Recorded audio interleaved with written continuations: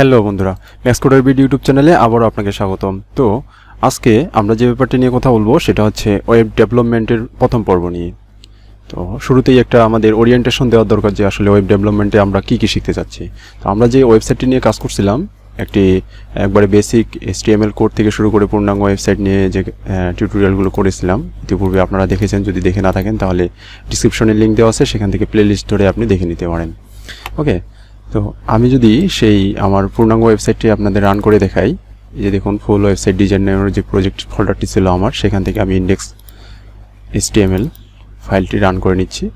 এটি ছিল আমার মূলত যে লাস্ট যে আমরা ভিডিও করছিলাম সেখানকার একবারে লাস্ট আপডেট, অর্থাৎ একটি পূর্ণাঙ্গ ওয়েবসাইট ডিজাইন কিভাবে করা যায়, একবারে সম্পূর্ণ রেসপন্সিভ আকারে কিভাবে করা যায় সেটা আমরা দেখেছি। তো আজকে আমরা এই ওয়েবসাইটটির প্রথম পর্ব শুরু করতেছি, যেটা হচ্ছে ওয়েব ডেভেলপমেন্টের উপরে। অর্থাৎ একটা ওয়েব ডেভেলপমেন্ট করার জন্য PHPর যে নর্মাল সিম্পল যে কোডগুলো আপনাকে জানতে হবে সেগুলো নিয়ে আমরা আলোচনা আজকে শুরু করতেছি। তো এখনও যদি চ্যানেলটি সাবস্ক্রাইব করে না থাকেন তাহলে অবশ্যই চ্যানেলটি সাবস্ক্রাইব করবেন এবং বেল আইকনটি বাজিয়ে দিবেন যেন পরবর্তী ভিডিওগুলো খুব দ্রুত দেখতে পারেন। তো চলুন আমি দেখে আসি মূলত আমি আপনাদের কি দেখাতে যাচ্ছি PHP কোড দিয়ে। লক্ষ্য করছেন আমার এখানে তিনটা আরও আলাদা মেনু কিন্তু ওপেন করে রেখেছি আমি। তো মূলত এটা হচ্ছে কিন্তু আমার index.html ফাইল। লক্ষ্য করুন ভালোভাবে, এটা কিন্তু আমার index.html ফাইল। তো এখান থেকে আমি যে ডিজাইনটি দেখিয়েছিলাম আপনাদের HTML দিয়ে সেটিকে, তো মূলত এটাকে ডেভেলপ করব আমরা PHP প্রোগ্রামিং ল্যাঙ্গুয়েজ দিয়ে।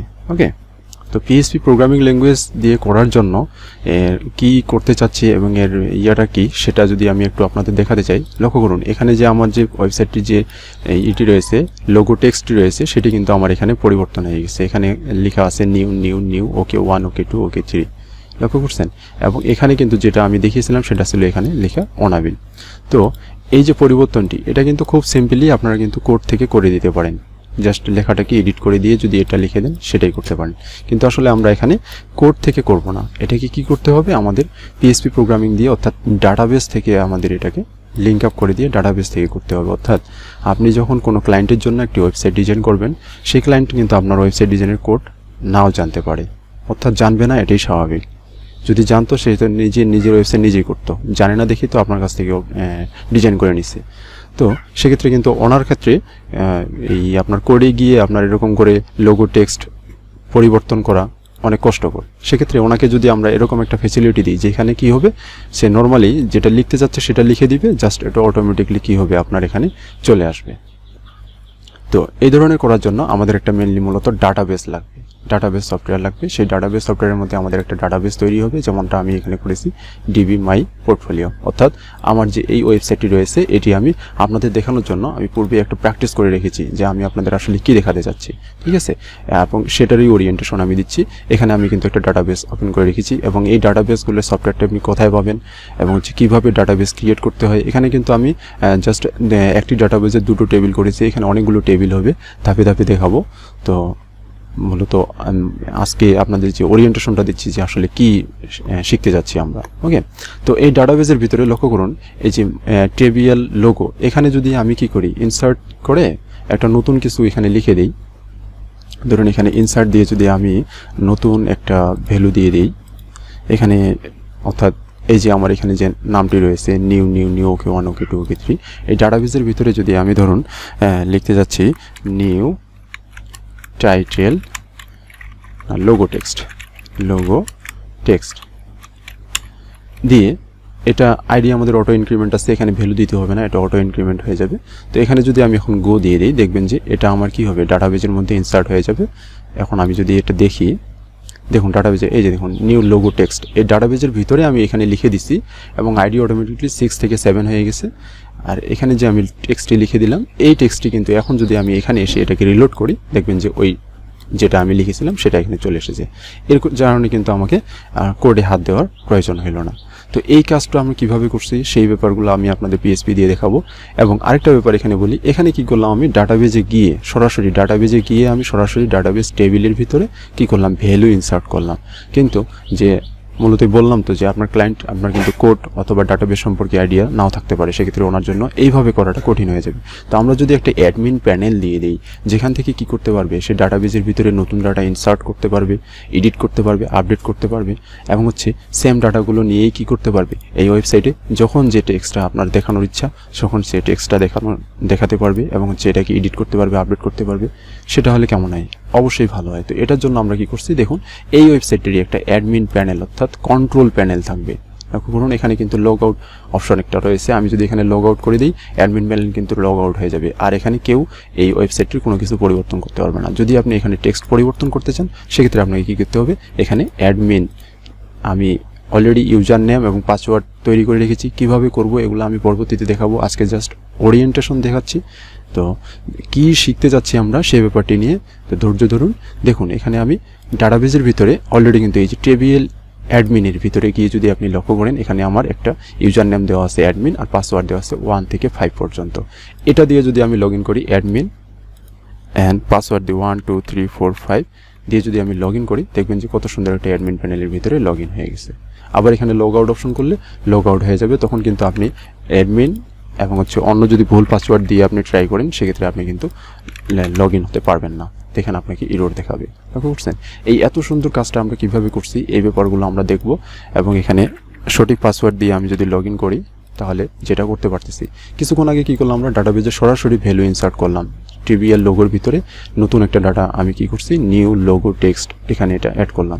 কিন্তু এখন আমি চাচ্ছি, যেটা আগেই বললাম কিছুক্ষণ আগে, যে ক্লায়েন্ট আপনার একটা ডাটাবেস থেকে করতে নাও পারে বা কোড থেকেও করতে না পারে, সেক্ষেত্রে আমরা একটা অ্যাডমিন প্যানেল দিয়ে দিলাম। দেখুন, এখানে কিন্তু ওয়েলকাম অ্যাডমিন আপনাকে কত সুন্দর করে একটা ওয়েলকাম দিছে, লগ আউট অপশন দিছে।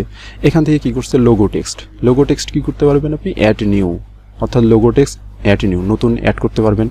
লিস্ট দেখতে পারবেন, অর্থাৎ এই যে আমরা যে লিস্টটা দেখতেছি, এখানে প্রথমে লোগো টেক্সট আমার swopan রয়েছে, তারপরে নিউ লোগো টেক্সট, ওকে ওকে ওকে, নিউ নিউ নিউ, ওকে 1 ওকে 2 ওকে 3, এবং লাস্টে যেটা করলাম নিউ লোগো টেক্সট। এইটার একটা লিস্ট আমরা এখানে যদি ক্লিক করি, তাহলে একটা লিস্ট দেখতে পারবো। লক্ষ্য করছেন? কোথা থেকে? এই ডাটাবেসে যেই লেখাগুলো আমাদের রয়েছে, সেই লেখাগুলোই আমরা কি করছি, জাস্ট অ্যাডমিন প্যানেলের ভিতরে এখানে আমরা শো করে দিছি।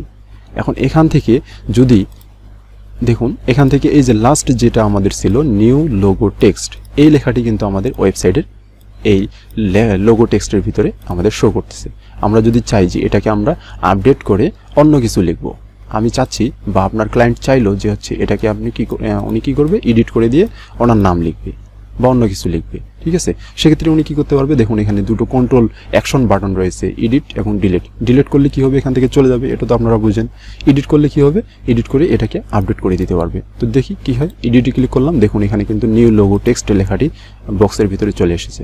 এবং এখান থেকে যদি সে চায় যে তার নাম দিয়ে দিবে, client name, CLI client name দিয়ে দিলাম, আমি ওটাকে পরিবর্তন করে ক্লায়েন্ট নেম টেক্সট দিয়ে দিলাম, টেক্সট দিয়ে দিলাম। এখন যদি আমি এখানে সাবমিট দিয়ে দিই, লক্ষ্য করুন, এটা কিন্তু মনে রাখবেন ক্লায়েন্ট নেম টেক্সট আমি দিয়েছি, আর পূর্বে ছিল নিউ লোগো টেক্সট।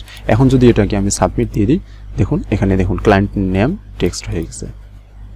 লক্ষ্য করছেন? এখন যদি আমি এখানে এসে এটাকে রিলোড দিই, এখানে দেখবেন যে ক্লায়েন্ট নেম টেক্সট হয়ে গেছে। কত সুন্দর করে এইগুলো আমরা কন্ট্রোল করতে পারতেছি।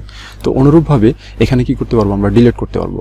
সাপোজ মনে করুন যে এটা আমি swopan নেমটি আমি কি করতে যাচ্ছি, ডিলিট করতে যাচ্ছি। এডিট তো আমরা দেখলাইলাম, ঠিক আছে? সেমভাবে এখানে ডিলিটের যদি ক্লিক করি, দেখুন এখানে একটা আপনাকে কনফার্মেশন মেসেজ আছে, are you sure want to delete now, ওকেতে যদি ক্লিক করি আমরা, দেখবেন যে এখান থেকে swopan চলে গেছে। লক্ষ্য করছেন? এভাবে ডিলিট করতে পারবে, এডিট করতে পারবে, আপডেট করতে পারবে। হ্যাঁ, তো এই যে মূলত আমরা কাজগুলো করতেছি PHP দিয়ে, PHP প্রোগ্রামিং ল্যাঙ্গুয়েজ দিয়ে ব্যবহার করতেছি। PHP প্রোগ্রামিং দিয়ে আমরা যে ইউজার ফ্রেন্ডলি এই ওয়েবসাইটটিকে প্রথমে কি করছি, আমরা ডিজাইন করছি, তারপরে এটাকে রেসপন্সিভ করছি, ইউজার ফ্রেন্ডলি, কিন্তু ধীরে ধীরে ইউজার ফ্রেন্ডলি হচ্ছে। এভাবে ইউজার ফ্রেন্ডলি করার জন্য আমরা যে প্রোগ্রামিংগুলো ব্যবহার করতেছি, মূলত এটাই হচ্ছে ওয়েব ডেভেলপমেন্টের কাজ। হ্যাঁ, এটার জন্য আপনাকে যে সফটওয়্যারটির প্রয়োজন হবে, সেটি আপনাকে আমি আজকে বলে দিব। এটা আপনি ডাউনলোড করে রাখতে পারবেন। সেটার জন্য আপনাকে ইন্টারনেট কানেকশন অন রেখে আপনি গুগল ক্রোম বা মজিলা ফায়ারফক্সে গিয়ে ফাইল হিপোতে যাবেন।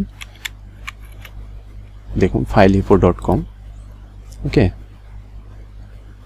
filehipo.com থেকে এখানে আপনি লিখবেন যে XAMPP, XAMPP। XAMPP লেখার পরে নেট একটু স্লো আছে, একটু ধৈর্য ধরতে হবে। আমরা জ্যাম্প সার্ভার দিয়ে করব। অনেক ধরনের এরকম সার্ভার সফটওয়্যার হয়ে থাকে, জ্যাম্প, ওয়াম্প। হ্যাঁ, এই যে দেখুন জ্যাম্প লিখে আমি সার্চ দিয়েছি, জ্যাম্প সফটওয়্যারটি কিন্তু চলে এসেছে। এই লোগোটি আপনারা মনে রাখবেন এবং এখান থেকে জাস্ট ডাউনলোড করে আপনি ডাউনলোড করে নেবেন।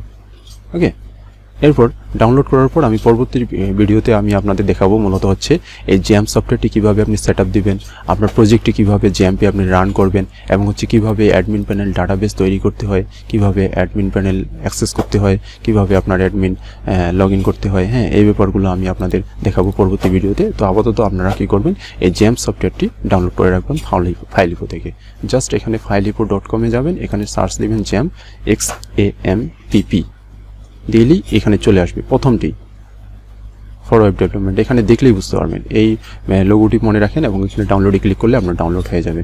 তো বন্ধুরা, মূলত আজকে আমার এটা ছিল ওরিয়েন্টেশন। দেখুন আমাদের যে ওয়েব ডিজাইনটি ছিল এটিকে আমরা কীভাবে ডেভেলপ করব। একটা ডাটাবেস থাকবে, একটা অ্যাডমিন প্যানেল থাকবে, দেন আমাদের পূর্ণাঙ্গ যে ওয়েবসাইটটি থাকবে সেটার সাথে আমাদের ডাটাবেসের কীভাবে কানেকশন হবে, কীভাবে আমরা এডিট ডিলিট আপডেট করতে পারি সেগুলো দেখব। মূলত টোটাল যে আমাদের ওয়েবসাইটটি রয়েছে সেটি ধীরে ধীরে পূর্ণাঙ্গ ওয়েবসাইটটি আমরা ডেভেলপ করে ফেলবো। ওকে, তো ততক্ষণ পর্যন্ত সাথে থাকবেন, দেখা হবে পরবর্তী ভিডিওতে। তো ধন্যবাদ সবাইকে, ভালো থাকবেন, সুস্থ থাকবেন।